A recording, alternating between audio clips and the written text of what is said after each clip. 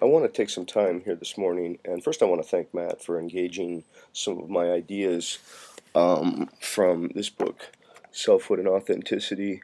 I think he's done a really great job of engaging and addressing so many of the ideas from the book, and I wanted to take a moment here to just pick up, I guess, one of the ideas that I would like to talk about a little bit in more detail, and hopefully this will add to some of the discussion that he's been generating and help to elucidate some of the central ideas in the book.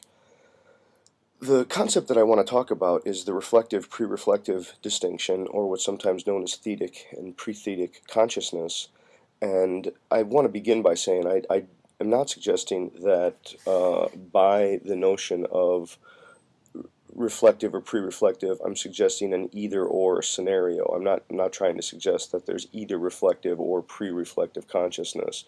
That's really not the point. It's not a dichotomy. If anything, it's more like a figure background where the line between the figure and the background is always nebulous and moving, and there's always a pre-reflective background. I think the background is, in fact, pre-reflective. It's somewhat like Polanyi when he talks about the tacit dimension, right? I mean, there's a tacit dimension which, for the most part, is pre-reflective. It can be made subject to reflection. Your body is a network, a kind of nexus of interrelated senses. And just so, for example, when I rub my eye, I take my hand, and my hand attends to my eye. Well, that itself is a kind of organic reflection built right into the body. Now, I think some of the early phenomenologists, for good or ill, they seemed to align reflective and pre-reflective in some way anyway. It comes off as if the reflective is speech or thought, and then the pre-reflective is the senses or the worldly engagement that then gets descended upon by abstract and reflective thought. I would really want to problematize that, and I think that's one of the main issues that I'm trying to get at, is this question of, isn't speech and thought itself just as much a pre-reflective background practice that occasionally becomes subject to reflective, deliberate use? I think this is the sense that Matt was talking about, the degree to which we assume language is a tool. I think we assume language is a tool because the only time we attend to it is during moments of breakdown, that is, during moments of reflection. In moments of reflection, when we attend to words rather than when we just listen from them, they do seem to be objects. But for the most part, words aren't things in our environment. They're not simply objects that we reflect upon. They're the invisible background environments that create the where and when in which we find ourselves. Okay, so I want to see if I can explain just a little bit more here and talk for a moment about this distinction between reflective and pre-reflective, and particularly as it applies to speech and language, and particular into thought. And I think the way that I would try to explain this, and then I'll give a bunch of examples, and hopefully the examples will help to clarify what I'm talking about here. Reflective thought, again, without overdrawing the distinction, we want to see that it's always in somewhat a nebulous both and situation here. But reflective thought posits an I.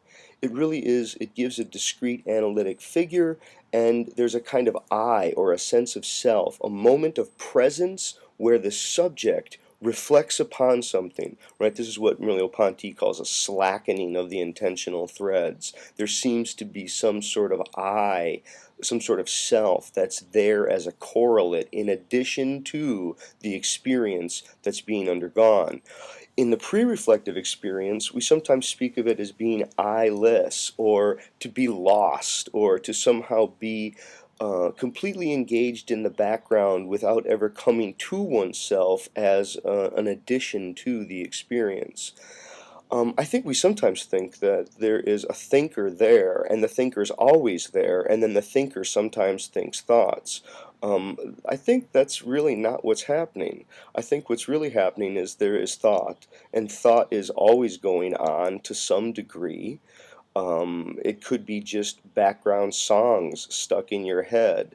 It's more that, there is a continuous sense making, or at least a temporal horizon that it opens itself to the understandings that could be made available if thought were to become articulate, right? This is this sort of horizon of intelligibility that Heidegger talked about. One might even say that the earth thinks of thinkers thinking thoughts of thinkers thinking, right? It's not that we're thinking thoughts, it's that somehow the earth thinks, and then occasionally it thinks thoughts that there was a thinker thinking those thoughts.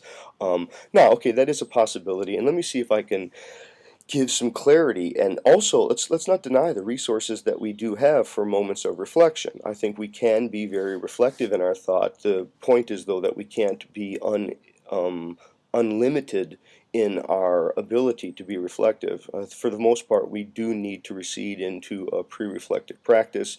That's why habits are, where the most part, where we live, because those can become pre-reflective. Okay, so I want to get back to this issue, and I don't want to take too much time here. I think, a 10-minute video just seems like such a long video on YouTube these days. I don't know. I guess in general, the culture's sense of time is changing from the dominant mediums. Let me see if I can give a couple of quick examples of reflective, pre-reflective as it relates to speech and thought, and then we'll let it go, and hopefully this will make sense to some folks. I sit down to read something, and I'm reading, and then all of a sudden I drift off of the reading, and I find myself coming to myself, realizing that I've drifted off from the reading. Now, if there was a self, if there was an I who was independent of the reading, then I should be able to prevent such reading lapses. I should just carefully attend and make sure that I don't make such lapses. But what I find is that I always emerge to myself after having slipped into the reading drift. What does that say? Isn't there a natural tendency for pre-reflective consciousness that only then occasionally catches itself as reflective? I mean, the task is to develop the habit whereby, you can get into the reading without having to sort of police an emergent I that pops out of there by thinking about something else. A couple minutes here. Let's do an experiment right here. I want you to try to take a moment to try to stop your thought. Okay, ready, go. Try to stop your thought. Yeah, you know what most people do? They did exactly what I did. They hold their breath. Yeah, exactly. If you hold your breath, that's the best go that you're going to have at trying to stop your thought, in the same way that you tell people, calm down, carefully breathe, count to 10. We're trying to get them to take care of their breathing, because by getting a hold of their breathing, we're really trying to get a hold of the thought. Well, I think that that is right. I think that there is a close alignment between speech and breath, partly because both are semi-autonomous. I can consciously control my breathing. I really can, but not continuously, not all the time. And fortunately, the second that I give up on the project of trying to control my breathing, it just picks up on its own accord. The same with thought. As I'm thinking, as I'm trying to consciously control my thought, I can articulate it to certain degrees, at length, especially if it's been a disciplined practice and if I've trained it through reading and other communication technologies. But the second I give up on the project, thought just picks up on its own autonomous accord. It's not something that I'm doing. I'll give you, one last example. I wake up in the morning and I'm in the shower, and then there's a song stuck in my head. Do do do do do do do do do do do do. I got the, and then I think to myself, oh my God, why is that song stuck in my head? I hate that song. And then I think to myself, well, someone must like it. So there is this sense in which the I, who I reflectively want to think of myself as, wants to disavow a kind of pre-reflective pattern that was being enjoyed somehow by an earth that thinks thoughts of me thinking.